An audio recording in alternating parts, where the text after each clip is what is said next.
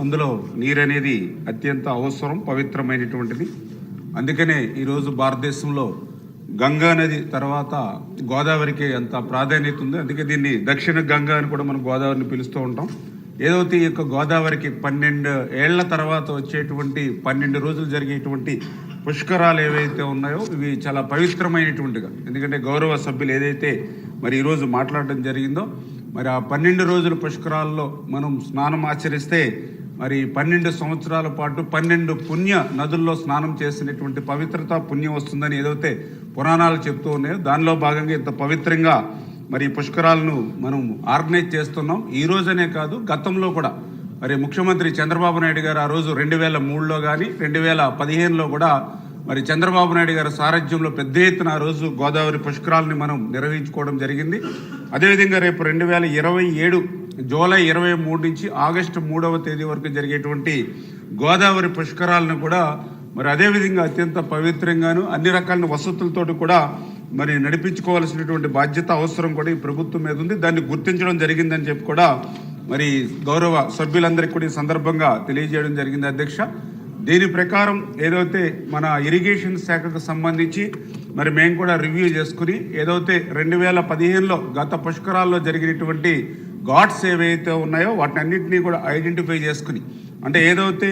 మరి 2015లో 307 వర్క్స్ని ఏదైతే 117 కోట్లతో ఆ రోజు మేము ఏదైతే చేపట్టామో మరి అవి కూడా ఇప్పుడు గౌరవ సభ్యులు చెప్పారు వాస్తవం. ఎందుకంటే ఆ రోజు 2014లో మన ప్రభుత్వం వచ్చిన తర్వాత 2015లోనే పుష్కరాలు రావడంతో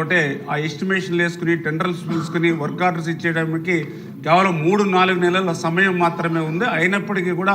ఆ రోజు సమర్థవంతంగానే ఆ రోజు నిర్మాణం చేసుకున్నాం. అందులో భాగంగా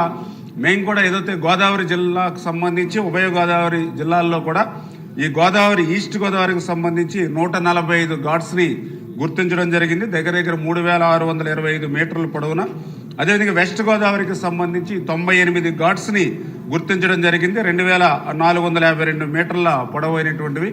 మరి వీటికి సంబంధించినటువంటి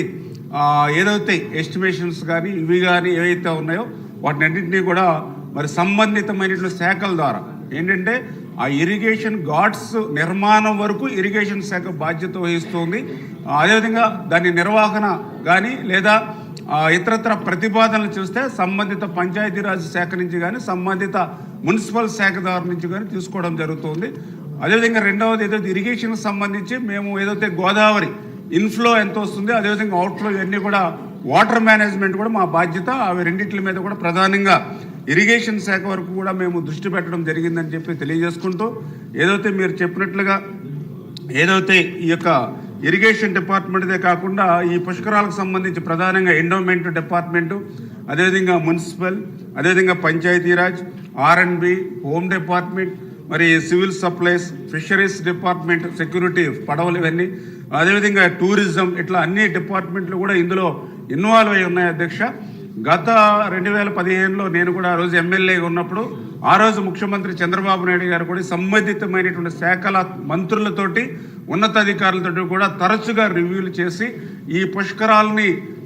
ఏదైతే భక్తులకి ఏ విధమైన ఇబ్బంది లేకుండా ఆ రోజు ఏ రకమైతే సౌకర్యాలు తీసుకున్నారో మేము కూడా ఇంటర్నల్గా మొన్న కూడా రాజమండ్రిలో ఆల్రెడీ అక్కడ ఏదైతే ఈ కలెక్టర్ గారి ఆధ్వర్యంలో ఒక సమీక్ష సమావేశం నిర్వహించుకోవడం జరిగింది. అదేవిధంగా భవిష్యత్తులో కూడా ఈ డిపార్ట్మెంట్కి సంబంధించిన మంత్రులతోటి అధికారులతో కూడా ఈ యొక్క రివ్యూస్ మీటింగ్స్ పెట్టుకుని ప్రతిపాదనలు తీసుకుని సంబంధిత